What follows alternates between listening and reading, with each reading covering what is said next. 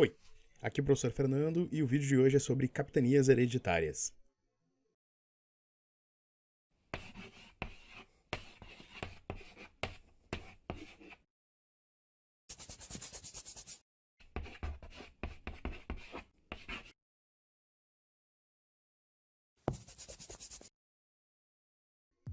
Antes de mais nada, eu quero lembrar que a gente estava vendo ali nas últimas aulas, né, que o negócio das Índias ele dava muito lucro e por isso o rei de Portugal ele continuou investindo em viagens para a Índia e não pensando em administrar ou criar qualquer projeto duradouro para o território brasileiro. Seguindo essa mesma linha de pensamento, a gente vai ter o projeto das capitanias hereditárias. Como é que é esse projeto aí? Depois de 1534, o rei Dom João III, ele viu que as expedições do Martim Afonso de Souza não estavam dando certo. Por que será, né? São poucos barquinhos ou um barquinho para vigiar ou cuidar e trazer gente para toda a costa brasileira não daria certo. E aí, ele pegou e criou o projeto das capitanias. Esse projeto das capitanias, deem uma olhadinha na imagem, é uma extensão de terra que ela vai do litoral brasileiro até o Tratado de Tordesilhas. Então era uma faixa de terra. Essa faixa de terra, ela tinha o nome de hereditária, porque ela passaria para o filho no caso da morte do cara que comandava a capitania. Esse carinha que ganhava o direito de comandar a capitania, ele tinha o nome de donatário. Eu quero que vocês esqueçam qualquer associação com o otário. Não? Vai ser difícil. Então, o donatário, ele recebia uma carta de doação. Essa carta de doação dizia que ele tinha o direito de explorar economicamente toda a capitania. Detalhe, né? A gente não vai ver as linhas pequenininhas do contrato, mas tem um monte de coisas que vem junto. Não é simplesmente chegar e pegar a capitania para ele. Vamos só olhar por enquanto por cima. Eu não sei se vocês compreenderam, mas ele era o cara que tinha o direito de administrar e explorar economicamente toda a capitania. Só que ele era o cara que iria fazer todo esse processo. A gente não vai ter nenhuma participação do rei de Portugal nessa parte aí. Ele não vai entrar com recursos, ele não vai entrar com pessoal, ele não vai apoiar em nada o donatário. Então todo o sucesso e fracasso também da capitania depende do donatário. Tá, ok, beleza. Até então parece tranquilo. Não. O donatário, ele não é dono da terra, ele só está explorando ela em nome do rei de Portugal.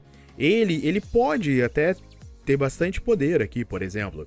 Ele pode pegar e sublevar, por assim dizer. Ele pode doar sesmarias, que seriam umas mini extensões de terra, para quem pudesse comprovar que teria como fazer prosperar a terra. Ele era o cara que fazia toda a autoridade jurídica, administrativa. Ele até ganhava um lucrinho ali de 5% em cima do lucro do comércio de pau-brasil feito na capitania dele. E, claro, lembrando da aula ali que a gente falou sobre os índios, ele é o cara que determinava quais índios poderiam ser escravizados e quais não poderiam ser escravizados. A gente vai ver ali mais tarde, na verdade no próximo conteúdo, sobre o governo geral e a cristianização dos índios aqui no Brasil. Então, ele é o carinha que fazia com que aquele índio que se recusasse a se converter, ele podia participar, ele seria recrutado para ser escravo. Atacavam a tribo dele e faziam o cara virar escravo. Ok. Se vocês já não acham que é o suficiente para o negócio dar errado, eu quero que vocês entendam que é muito longe de Portugal. Não tem como o donatário pedir apoio qualquer para Portugal. Imagina, vai ter um ataque de índio ali, estão cercando a capitania dele, tem um barco, ele tem a oportunidade de mandar uma carta. Não adianta na carta nem ele pedir reforços. É mais fácil escrever na carta, morri. Não tem.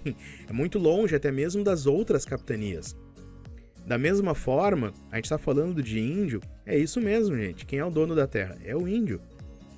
E aí, como é que tu vai fazer para aquele cara, como é que tu vai explicar para aquele cara que agora a terra dele é tua? Não tem como.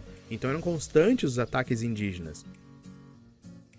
Da mesma forma, as doenças eram muito novas para os portugueses, eles não estavam acostumados com o clima tropical e com as doenças tropicais.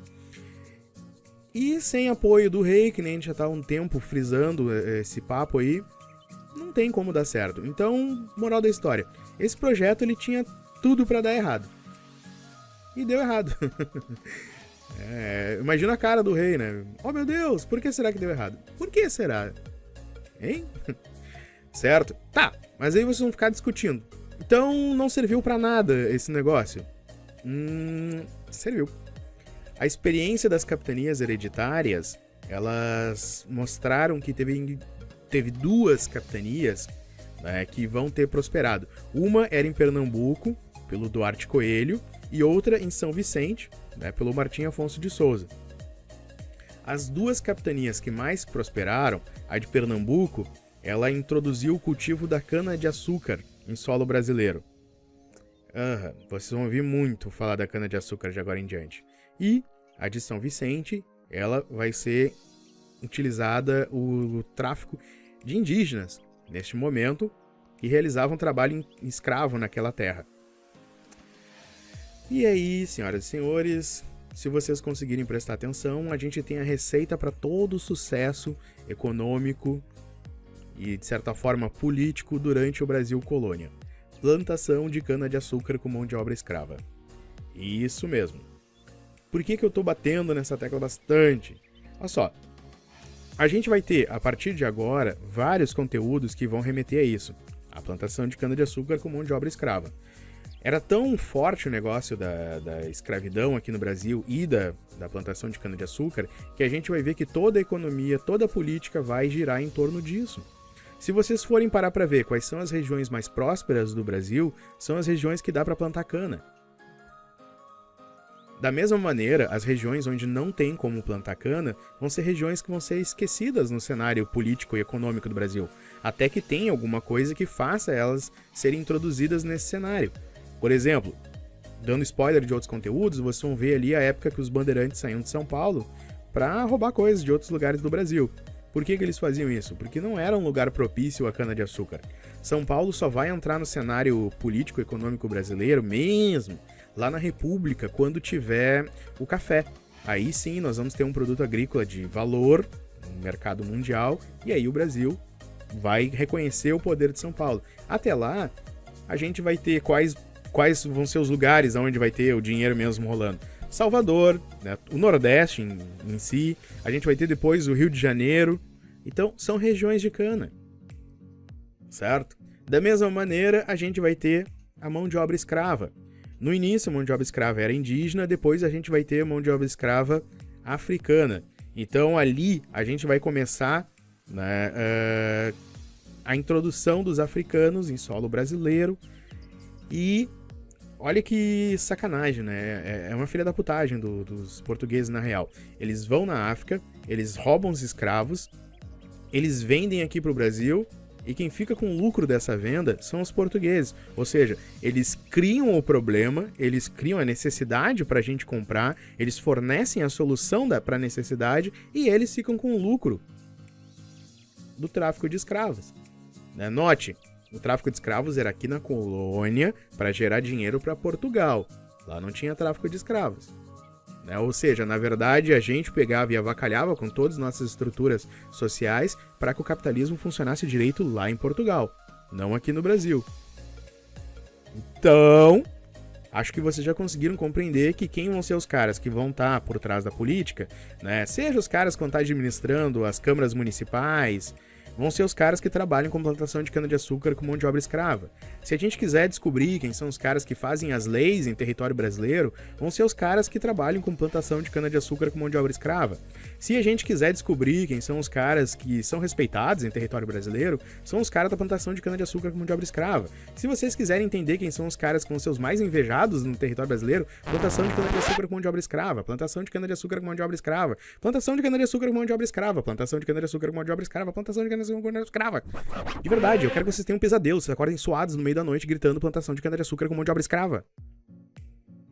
Por quê? Porque todos os conteúdos que a gente vai ver de agora em diante, indiretamente, eu quero que vocês entendam isso, tá? A queda do império vai ser em função da cana-de-açúcar, a gente vai ter a troca do poder ali em alguns momentos na economia brasileira em função da cana-de-açúcar ou da mão de obra escrava. Então tudo vai girar em torno disso. Quanto mais cedo vocês compreenderem isso, melhor, tá? A gente tá começando a estudar um período lá nos finzinhos dos 1500. Até o final dos 1888, vocês não devem esquecer a porcaria da plantação de cana-de-açúcar como de obra escrava. Falou, povo? Acho que era só. Abraço.